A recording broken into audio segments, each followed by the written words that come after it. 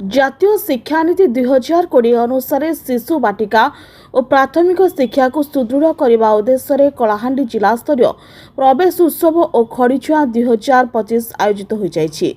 ଭବାନୀପାଟଣା ସହରସ୍ଥିତ ବାପୁଜୀ ଉଚ୍ଚ ପ୍ରାଥମିକ ବିଦ୍ୟାଳୟ ପରିସରରେ ଜିଲ୍ଲା ଶିକ୍ଷା ଅଧିକାରୀ ରାଧାକାନ୍ତ ଛତ୍ରୀଙ୍କ ସଭାପତିତ୍ୱରେ ଆୟୋଜିତ ସମାରୋହରେ मुख्य अतिथि भाव जिलापाल पावर सचिन प्रकाश, सम्मानित अतिथि भाव उपजिलापाल प्रभात कुमार परिड़ा, भवानीपाटना पंचायत समिति उपाध्यक्षा पुष्पांजलि साहू, अतिरिक्त जिला शिक्षा अधिकारी शुभलक्ष्मी नायक, जिला संस्कृति अधिकारी विवेकानंद महानंद एवं जिला सूचना लोकसंपर्क अधिकारी हलधर नियाल प्रमुख योगदान करथिले।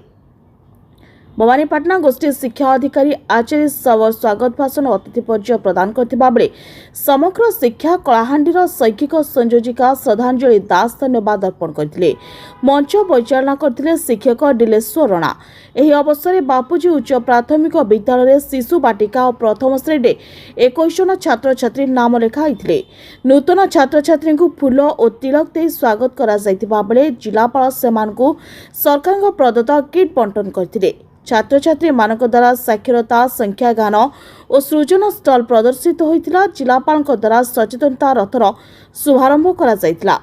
जी उच्च प्राथमिक स्कूल रु जिला स्तरीय प्रवेश उत्सव खड़ीछुआ कार्यक्रम रो लॉन्चिंग हेछि। ये प्रोग्राम आज 2 तारीख रु लॉन्च करा हेछि। एटा राज्य सरकार रो गोटे जुगांतकारी पदक्षेप जे छुआ माने 5 वर्ष और 6 वर्ष कंप्लीट करी छंती से सबु आसीबे स्कूल रे पाठ पढ़िबे। मु आशा करू छी कि हमारा कालाहांडी रे जतिकी छुआ एलिजिबल अछंती समस्त स्कूल रे आसो आओ। आमे एबे प्लान करी छो और डेडिकेटेड एफर्ट लगाई छो कि गोटे भी छुआ एठू लेफ्ट आउट न हो आउ कालाहांडी रे सबु छुआ एटी पार्टिसिपेट करी के कालाहांडी रे विकास रे सहयोगी हो। Thank you.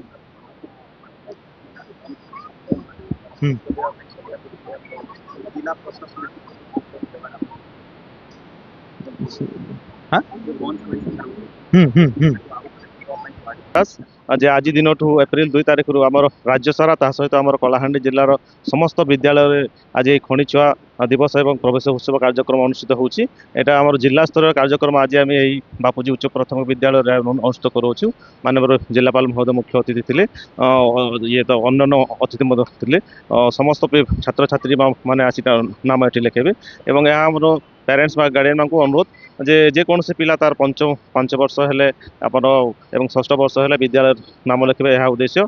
तो आम चेष्टा करबा जे आम समस्त पिला आमर कलाहांडी जिलार समस्त कोण कोण गाँ गहली समस्त निकटस्थ विद्यालय मान को देखि से पिलांकर नाम लिखबे।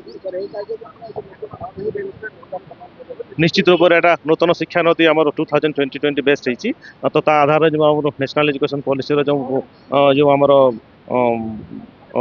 5+3+3+4 जो ढांचा होची से अनुसार आमर प्रथम 5 वर्ष पिला माने जो आमर भवानीपाटना कलाहांडी जिला प्रतिनिधि मुकेश बेहरा रिपोर्ट समीक्षा न्यूज लाइव भुवनेश्वर।